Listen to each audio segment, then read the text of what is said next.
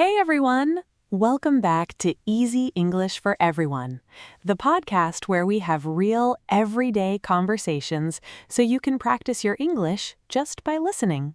I'm Lauren. And I'm Ethan. So glad you're here with us today.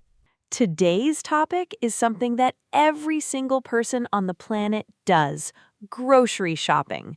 We're going to talk about our tips, our habits, our favorite things to buy, and our not so favorite things too. I love this topic because it's so relatable, right? Like everybody has grocery shopping stories. And for anyone learning English, this is super useful vocabulary. You use it every week. Exactly. And we'll try to speak clearly and not too fast so you can follow along. If you ever need to replay something, go right ahead. That's what we're here for. Okay, Ethan, let's get into it. Okay, so let's start with habits. Like, how often do you go grocery shopping, Lauren? So I go about twice a week. I used to try to do one big trip on the weekend and make it last the whole week. But honestly, by Wednesday or Thursday, I'd always run out of fresh stuff: fresh vegetables, bread, fruit. So now I do a bigger trip on Sundays and then a smaller top-up trip maybe on Wednesday. Ah, I like that. A top-up trip. That's a great phrase. It just means a smaller shopping trip to get the things you ran out of, right? Exactly, a top-up trip. You're not buying everything, just topping up what you need. Like maybe you need more milk or you forgot to get onions. Little things. That makes total sense. For me, I actually try to go just once a week, usually on Saturday mornings. I love Saturday morning grocery shopping. The store is a little less crowded than later in the day. The produce section is fully stocked, and I feel like I've accomplished something before noon, you know? That's so you, Ethan. I can totally picture that. But wait, what happens if you forget something? Do you go back?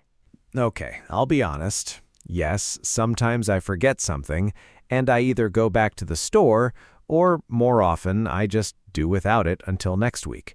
Like if I forgot to get pasta, I'll just make rice instead. I'm pretty flexible with meals.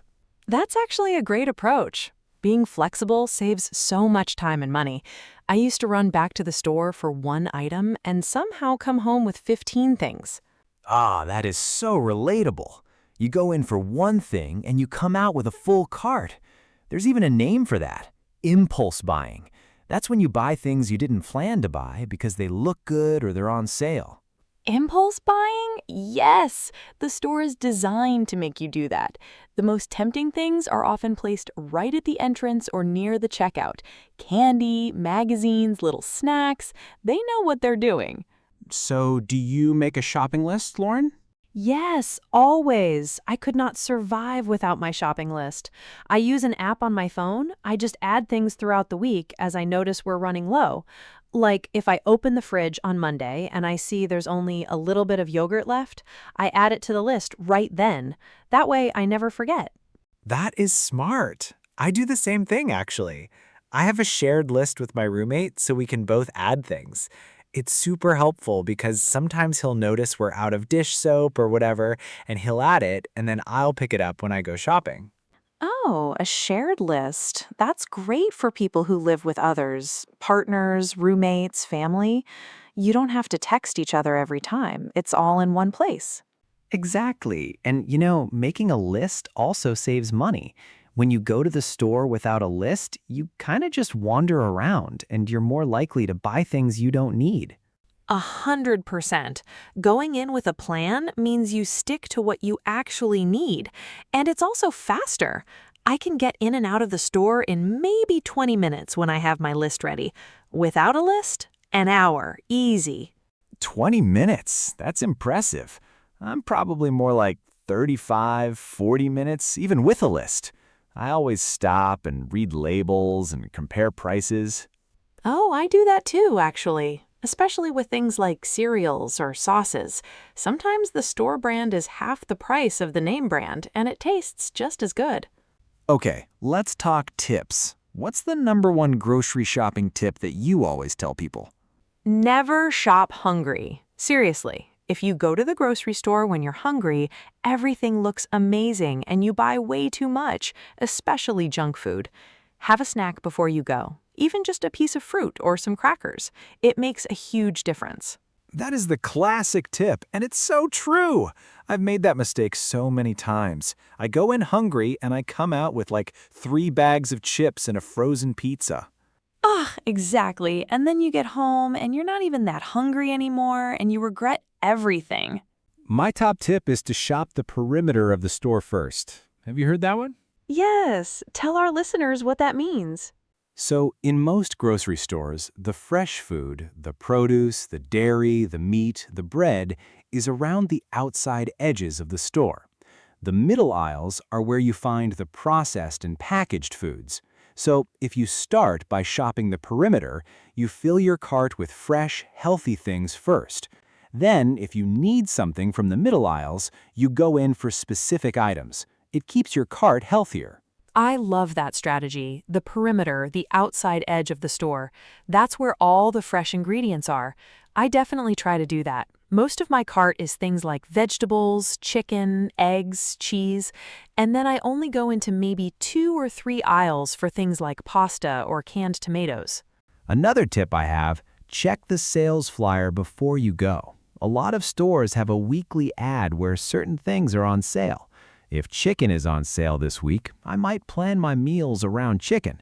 It's a great way to save money. That's a really good one. Meal planning based on what's on sale, and buying in bulk when things you use a lot are discounted.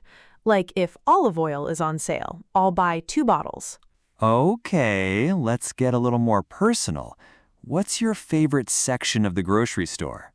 Oh, easy. The produce section. I just love looking at all the fresh fruits and vegetables, especially when they're in season. In summer, the tomatoes and peaches and berries are just so beautiful. I could spend 20 minutes in there smelling things and picking out the best ones. I love that. For me, it's the international foods aisle. I love cooking food from different cultures, so I always browse through there. You find really interesting sauces and spices and noodles that you can't get anywhere else in the store.